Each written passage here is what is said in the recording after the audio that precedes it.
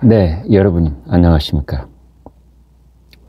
문재인 정권 때 청와대에서 특별 감찰 반원을 했던 김태우 서울 강서구청장이 대법원에서 공무상 비밀 누설 혐의로 징역 1년에 집행유예 2년 확정받았습니다.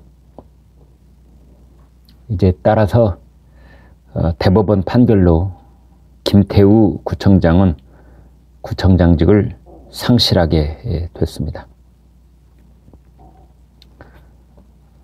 김태우 전 특별감찰반원은 조국 당시 민정수석이죠. 유재수 부산 경제부시장에 대한 감찰, 그것을 무마했다는 그 의혹을 제기했었습니다. 그 관련 혐의자들은 다 권력형 비리로서 1심에서 징역형이 선고가 됐고 지금 2심을 재판하고 있습니다. 이게 뭐가 한참 거꾸로 돼도 이렇게 거꾸로 될 수가 있는가, 우리나라 사법체계에서. 그러니까 저놈은 도둑놈이야, 저놈은 나쁜 놈이야 라고 내가 신고를 했는데 그 신고를 한 내가 공무원이었다, 이것을 지금까지 재판을 한 겁니다.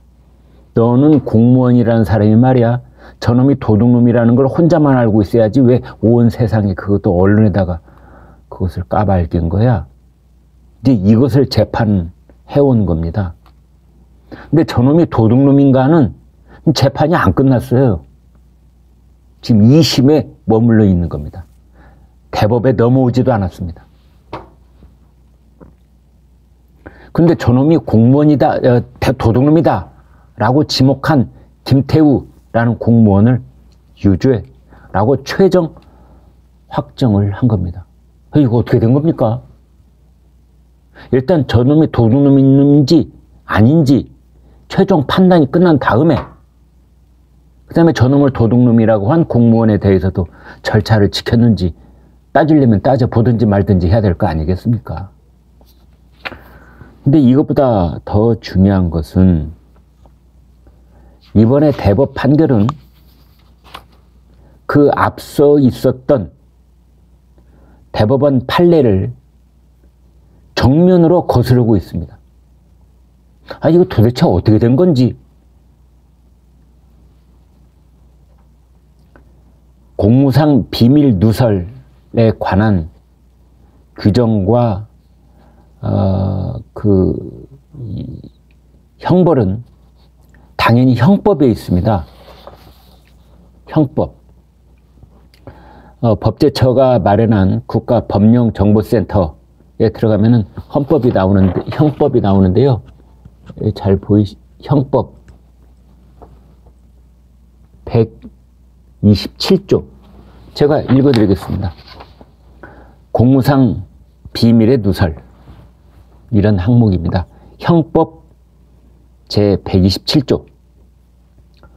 공무원 또는 공무원이었던 자가 법령에 의한 직무상 비밀을 누설한 때에는 2년 이하의 징역이나 금고 또는 5년 이하의 자격정지에 처한다. 이렇게 되어 있습니다. 그러니까 우리나라 형법에 보면 127조 이제 공무상 비밀의 누설 이렇게 되어 있는데, 공무원, 지금 공무원이거나 공무원을 하고 퇴직한 자이거나 어찌됐든 이 법령에 의한 직무상의 비밀, 그러니까 법령이 직무상의 비밀은 무엇이다 라고 정해놨다, 이제 이런 뜻이겠죠. 법령에 의한 직무상의 비밀을 누설했을 때는 2년 이하의 징역, 금고, 5년 이하의 자격정지, 이제 이런 걸 한다고 되어 있습니다. 법령에 의한 직무사항의 비밀이란 무엇인가를 우리가 살펴봐야 되지 않겠습니까? 그것이 바로 대법원의 판례로 명확하게 나와 있습니다. 역시 마찬가지로 국가법령정보센터 법제처가 한 공무상 비밀 누설이란 무엇인가에 대해서 자세하게 대법원 판례가 나와 있는 겁니다. 이것은 법률하고 똑같습니다. 대법원 판례는. 자, 그러면 여기서 말하는 김태우가 누설했다는 직무상의 비밀, 우리나라 대법원 판례는 대법원 2021년, 지금부터 2년 전, 대법원 2021년 11월 25일 선고, 2021 도 2486 판결, 그 내용을 제가 한 글자도 더하거나 빼지 않고 그대로 읽어드리겠습니다. 법령에 의한 직무상의 비밀이란 반드시 법령에 의하여 비밀로 규정되어 있거나 비밀로 분류돼 명시된 사항에 한하지 아니하고, 그러니까 이 형법에서 말하는 것을 이제 대법원이 이렇게 쭉 풀이를 해놓은 건데요, 판례로서.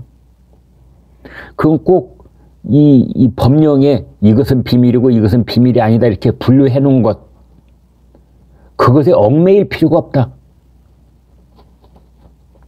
정치, 군사, 외교, 경제, 사회적 필요에 따라 비밀로 된 사항은 물론 정부나 공무소 또는 국민이 객관적, 일반적 입장에서 외부에 알려지지 않는 것에 상당한 이익이 있는 사항도 포함하나. 말은 이렇게 법률 영어할 때는 이렇게 뭐 두 번씩 꼬아서 이중부정으로 얘기하죠. 그게 이제 그 법이 그 어디 허점이 있지 않고 어떤 집합론에 의하면 아무튼 모든 부분을 포괄해서 얘기를 하려고 할 때 이중부정을 이제 쓰게 되는 그런 문장이 필요한 건데요. 그러니까 이걸 다시 반듯하게 펴서 얘기를 하면은 객관적, 일반적 입장에서 누가 봤을 때, 국민이 봤을 때, 객관적, 일반적 입장에서 봤을 때 그 비밀을 외부에 밝히지 않는 것이 국민 이익에 부합될 때 그것이 이제 비밀인 것이다. 이 형법에서 말하는 비밀인 것이다. 그런 뜻인 겁니다. 아무나 다 비밀이 아니다. 그러면 이제 그 다음에 그래도 오해가 있을까봐 대법원 판결, 얼마나 그 당시 대법관들이 면밀하게 이걸 했겠습니까? 그것을 비밀로서 보호할 가치가 있다고 인정할 수 있는 것이어야 한다.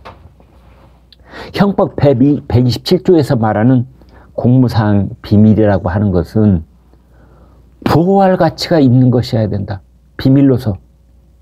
그런데 지금 이 김태우 씨하고 관련되어 있는 유죄 판결이 나온 그거는 뭐냐면 환경부 블랙리스트 사건,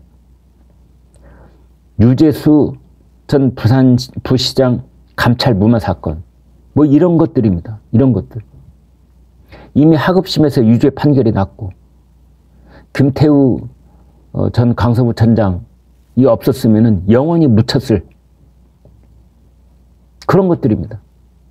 대법원 판례에 의하면 이건 비밀도 아닌 겁니다. 형법으로 처벌해야 될 비밀이 아닌 겁니다. 정확하게 말하면. 다른 사람이 모르고 있으니까 비밀일 수는 있으나 처벌 대상이 되는, 그걸 외부에 알렸을 때 처벌 대상이 되는 직무상의 비밀은 아니다. 이겁니다. 그 다음, 그래도 다른 판사들이 잘 못 알아들을까봐 그 걱정이 많은 대법원 판례가 또 여기다가 덧붙여 설명을 해 놓습니다. 공무상 비밀 누설죄는, 그러니까 우리나라 형법 127조 공무상 비밀 누설죄는 공무상 비밀이라고 하는 그 자체를 보호하는 것이 아니라, 그것이 아니라 비밀 누설에 의하여 위협을 받는 국가의 기능을 보호하기 위한 것이다. 얼마나 명확합니까? 아니, 환경부 블랙리스트, 유재수 감찰 무마, 이게 비밀입니까? 이게 국가의 기능을 보호하기 위한 비밀입니까? 그거를 외부에 밝히면은 그게 국가의 이익이 위협받습니까?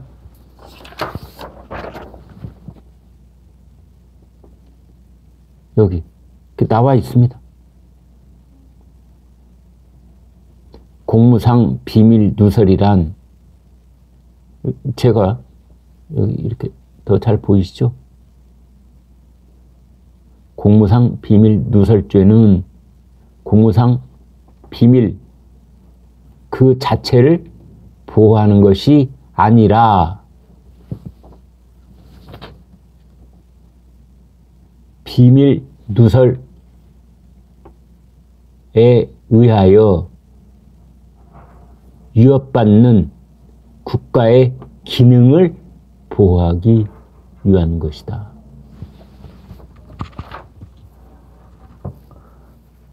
그러니까 그 어떤 이 청와대 내부에서 있었던 감찰이나 뭐 거기 민정실에서 있었던 여러 가지 정보 중에서 그것을 외부에 알렸을 때 국가의 기능이 위협을 받으면 그것이 공무상 누설죄에 해당된다, 이런 겁니다.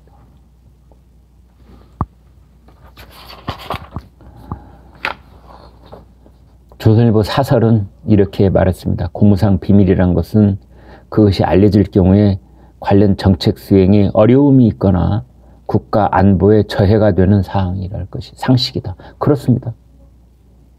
조선일보 사설도 그렇고 대법원 판례도 그렇고 누누이 김태우 전 청와대 특별감찰반원이 얘기했던 것은 그것은 비밀누설 죄에 해당된다고 할 수 없다. 비밀을 외부에 밝힌 것은 맞지만 그것이 형법 127조에 의하여 처벌 대상이 되는 공무상 비밀누설은 아니다 라고 대법원 판례가 2021년 11월 25일 날 선고를 한 겁니다. 그것을 2023년 5월 18일 박정화 대법관이 이것을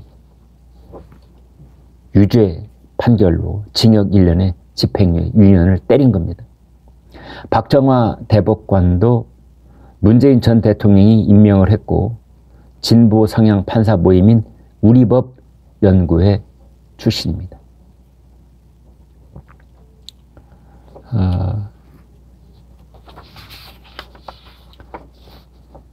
김태우 구청장이 폭로한 것은 국가 정책이나 안보 사안이 아니라 국민 모두가 당연히 알아야 할 공직자들의 부정 비리였던 것입니다. 그가 폭로한 내용 대부분 사실로 드러나서 관련자들 상당수가 처벌됐습니다. 이것은 사실은 사회 공익을 위해서 김태우가 큰 역할을 했다고 할 수 있는 것입니다. 이것을 처벌하도록 확정 판결을 한 이번 대법원의 선고는 그래서 국민들의 분노를 사고 있는 것입니다. 구독, 좋아요 부탁드립니다. 고맙습니다.